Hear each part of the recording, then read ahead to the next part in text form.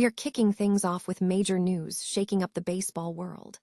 Umpire Brian O'Nora is being removed indefinitely after sustaining a concussion during the Cubs-White Sox game Saturday night. O'Nora suffered a blow to the left side of his jaw from a foul ball hit by Jarred Kelenic in the fourth inning, dropping him to a knee. We have all the details on what happened and what the next steps are for the umpire.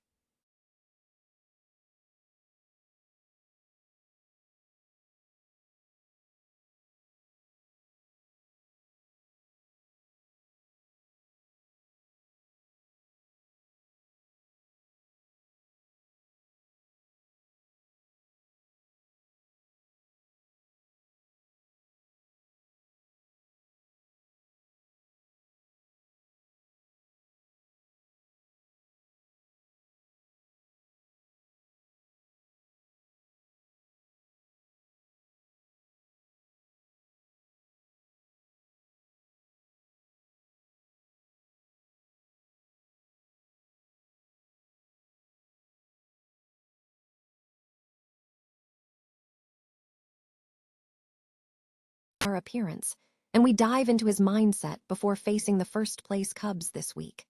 Find out what he's saying about the intense rivalry and his own game plan. Finally, we check in on the Chicago Cubs lineup for their upcoming game. We analyze the offensive firepower, looking at Nico Hoerner leading off, Michael Busch at first, and Alex Bregman at third as they face Eric Fed on the mound. Tune in live on Watch Marquee to get all the details on this series and don't miss out on the action. Major League umpire Brian O'Nora has been indefinitely removed from his duties after sustaining a concussion during a game between the Chicago Cubs and the Chicago White Sox on Saturday night.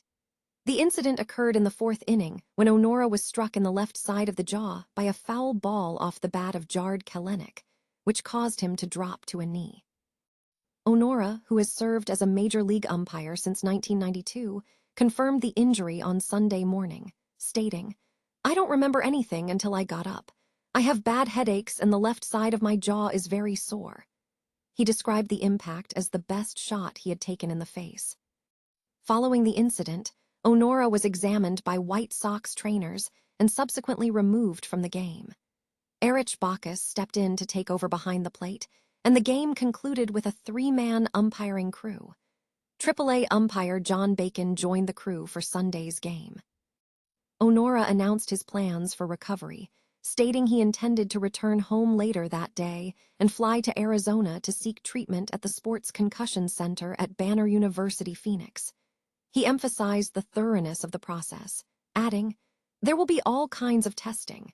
They won't let me go back on the field until I get cleared." The Chicago White Sox face a significant injury hurdle ahead of their upcoming Game 3 against the Chicago Cubs. Despite a strong 8-3 win over the Cubs on Sunday, leaving the team 23-22, the Sox are navigating a surprising spring, currently sitting one game behind the Cleveland Guardians for first place in the American League Central and 2 games ahead of the Seattle Mariners for the wildcard spot.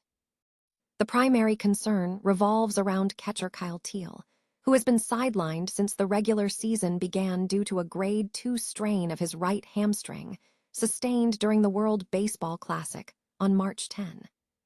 Teel has been on the injured list since the WBC and is currently in his rehabilitation assignment with AAA Charlotte.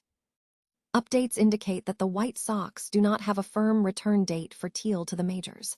According to an update from Jesse Rogers of ESPN, the return could be delayed. Rogers reported that Teel experienced soreness in his right knee after an at-bat at AAA on Saturday night and will be taking a couple of days off to assess his status. While the team is pushing for a postseason push, the desire to see Teel back in the lineup is high. Last season, Teel was a key contributor, hitting, with 8 home runs, 35 RBIs, and 43 runs scored. Teel has expressed his eagerness to return, stating, "I feel really good right now, just excited to get playing again. It's been a minute, so just looking forward to it. This team is electric right now, the attitude, how hard everyone's playing and the success that we're having.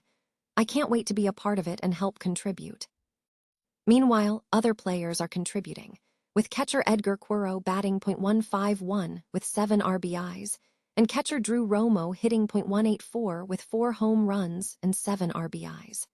The team is looking to maintain momentum as they pursue their postseason aspirations despite the setback involving their primary catcher. Brewers Brice Turang maintains remarkable composure ahead of an upcoming showdown with the first-place Chicago Cubs, signaling a growing, yet outwardly unbothered, rivalry. The Milwaukee Brewers are set to travel to Wrigley Field this week, marking Turang's first appearance in front of Chicago fans since a pivotal moment in the division series where he contributed to the end of the Cubs' season.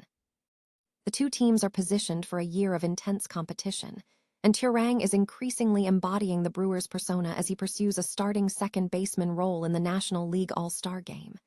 Despite the high-stakes matchup, the 26-year-old's demeanor remains calm. In an interview with Bob Nightingale of USA Today, Turang expressed a relaxed confidence, stating, "It's going to be a good time. I like playing there.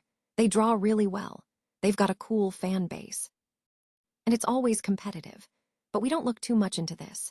You just got to stack up wins and see where you are at the end of the season. We're going to play our style of game, and I'm going to play my style. We'll see how it all works out at the end." Turang's profile also notes that he has played through an ankle injury that should have sidelined him for several games and has seemingly dismissed a disrespectful preseason ranking from MLB Network and his absence from an all-star team. The Brewers secured Turang in the first round of the 2018 draft, and the team has provided him with consistent opportunities following a challenging rookie season in 2023. This situation adds a layer of complexity, as it coincides with the final year of manager Craig Counsell's tenure, who reportedly feels a degree of annoyance that Turang continues to challenge the team he manages regularly.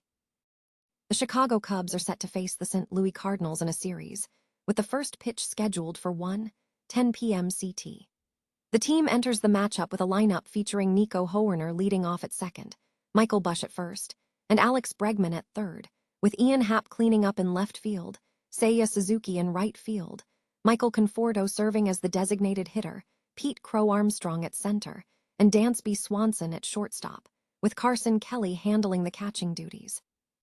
The Cubs roster currently boasts a batting average of .309, an on-base percentage of .362, and a slugging percentage of .495, having hit 4 home runs in 97 at-bats.